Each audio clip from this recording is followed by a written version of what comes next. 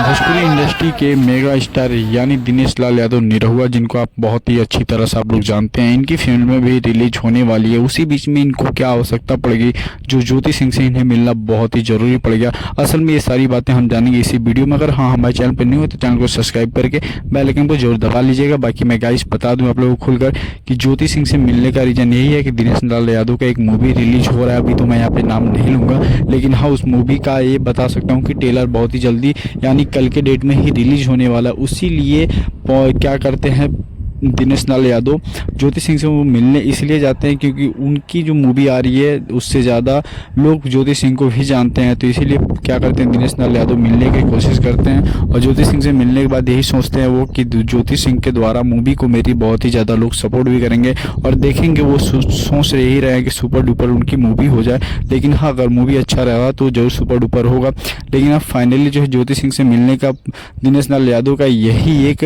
वजह था, अदर वजह कुछ नहीं है, बस यही था।